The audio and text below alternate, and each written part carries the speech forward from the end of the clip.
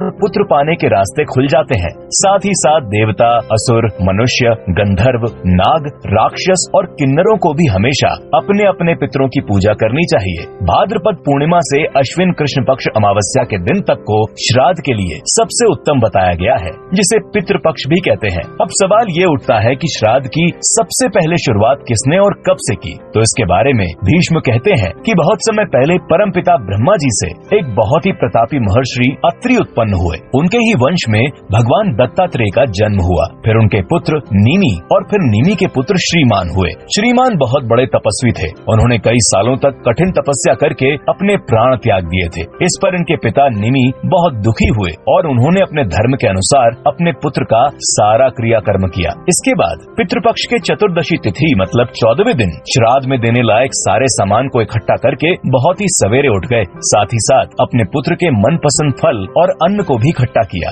इसके बाद उसी अमावस के दिन 7 ब्राह्मणों को बुलाकर उन्हें दक्षिण दिशा की तरफ एक कुशा के आसन पर बैठाकर अपने पुत्र के नाम पर पिंडदान किया और फिर भोजन कराया। ये सब खत्म होने के बाद महर्षि निमि को अपने आप में बड़ा पछतावा होने लगा और वो सोचने लगे कि वेदों में श्राद्ध देना पुत्र के लिए लिखा है, लेकिन मैंने बिना किसी से पूछे एक पिता होकर अपने ही पुत्र का श्राद्ध कर दिया। ये तो मैंने बहुत ही गलत किया। कहीं इसका परिणाम कुछ गलत तो नहीं हो जाएगा? ये तो ऐसा हुआ कि जिसे आज तक किसी ने नहीं किया और मैंने कर डाला। ये सब सोचते हुए महर्षि निमि ने अपने तपोबल से अपने पूर्वज महर्षि अत्रि का ध्यान किया और थोड़ी ही देर में अत्रि प्रकट हो गए और उन्होंने निमि के मन में चल रहे इस पछतावे का हल बताते हुए कहा कि बेटा, तुमने ये जो श्राद्ध अपने पुत्र के लिए किया है इससे मत डरो, क्योंकि ये श्राद्ध का नियम खुद ब्रह्मा जी के द्वारा ही बनाया गया है और उन्हीं के बनाए नियम के अनुसार तुमने श्राद्ध किया है। जैसा कि नियम है कि श्राद्ध के लिए जल लाते समय भगवान वरुण को याद करना चाहिए और फिर अग्नि और सोम को याद करना चाहिए। परमपिता ब्रह्मा ने कुछ देवता भी उत्पन्न किए हैं जो पितरों के नाम से ही जाने जाते हैं, जिन्हें उष्पन भी कहते हैं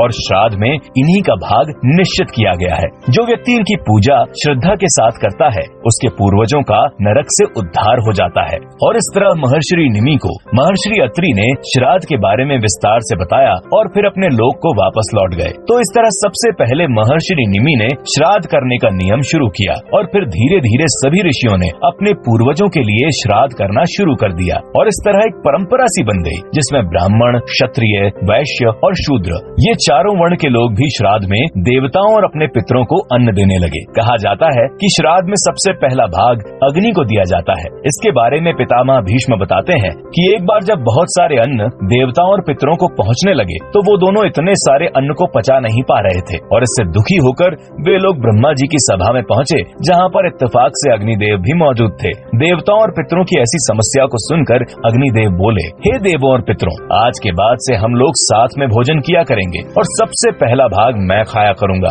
अग्निदेव की ये बातें सुनकर सभी बहुत खुश हुए और तभी से श्राद्ध का पहला भाग अग्निदेव को ही चढ़ाया जाता है। पितामह भीष्म श्राद्ध के दिनों के महत्व को बताते हुए कहते हैं कि जो व्यक्ति कृष्ण पक्ष की प्रतिपदा यानी कि श्राद्ध के पहले दिन पितरों की पूजा करेगा उसे बहुत ही सुंदर पत्नी मिलेगी। दूसरे दिन श्राद्ध करने से घर में पुत्री के जन्म होने की पूरी संभावना बन जाती है। तीसरे दिन के श्राद्ध से घोड़े मिलते हैं। चौथे दिन के श्राद्ध से बहुत छोटे छोटे पशु घर में आते हैं। पांचवें दिन श्राद्ध करने वाले व्यक्ति के घर पुत्रों के जन्म की पूरी उम्मीद बन जाती है। छठे दिन वाले श्राद्ध से व्यक्ति की सुंदरता बहुत बढ़ जाती है। सातवें दिन श्राद्ध करने से उसके घर की खेती बहुत अच्छी चलती है। आठवें दिन के श्राद्ध से व्यापार में बहुत फायदा मिलता है। नौवें दिन के श्राद्ध से अगर घर में घोड़ा या खच्चर पाला गया हो तो उनका स्वास्थ्य बहुत अच्छा रहता है। 10वें दिन के श्राद्ध से घर में पाली गई गायों को बहुत सुख मिलता है। 11वें दिन के श्राद्ध से बर्तन और कपड़ों का फायदा होता है। 12वें दिन के श्राद्ध से घर में हमेशा सोने, चांदी और धन का बहुत बड़ा फायदा होता है। 13वें दिन श्राद्ध करने से व्यक्ति अपने समाज में बहुत सम्मान पाता है। लेकिन 14वें दिन श्राद्ध करने वाले के घर अकाल मृत्यु का संकट बन जाता है। इसीलिए इस दिन को छोड़कर आखिरी दिन यानी कि अमावस्या के दिन श्राद्ध करने से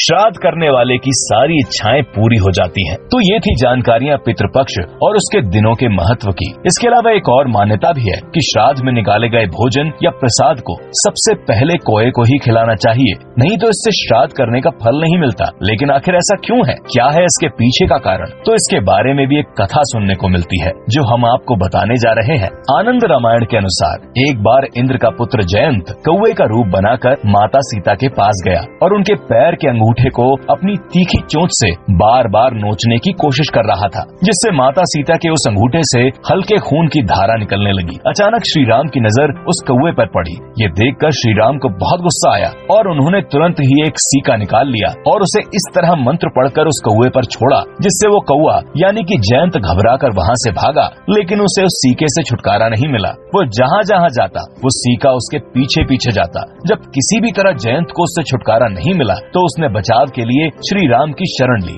इस पर श्री राम ने उसी सीके से उसकी एक आंख फोड़ दी और उसे जीवन दान दिया। तभी से ऐसा कहा जाता है कि कौवे अपनी एक आंख से ही देखते हैं। काफी समय बीत जाने के बाद श्री राम अपने दरबारियों के साथ राजसभा में बैठे थे। उस राजसभा से थोड़ी दूर पर एक अंगूर की बेल थी, जिसकी डाल पर एक कौवा बैठा हुआ था। वो कौवा बार बार श्री राम की तरफ देखकर कांव कांव कर रहा था। जब श्री राम ने कौवे की इस हरकत को देखा तो उनके मन में उसके लिए दया आ गई और उन्होंने उसे अपने पास बुलाया। इतने में वो कौवा उड़कर श्री राम के पास आकर बैठ गया और जोर जोर से बोलने लगा। कौवे के पास आते ही श्री राम ने उससे कहा, हे कौवे, तू केवल एक आंख से ही देख सकता है, तो इसके बदले अगर तू कोई वरदान मांगे तो मैं क्या दे सकता हूँ। इस पर कौवे ने श्री राम से कहा, हे प्रभु, मेरे ऊपर बस आपका आशीर्वाद बना रहे, बाकी इसके अलावा मैं और कुछ नहीं चाहता। कौवे के इस विनम्र भाव से श्री राम बहुत खुश हुए और बोले, मेरे वरदान से आज के बाद से इस संसार की सारी भूत, भविष्य और वर्तमान की बातों को तुम जानते रहोगे। गृह प्रवेश के समय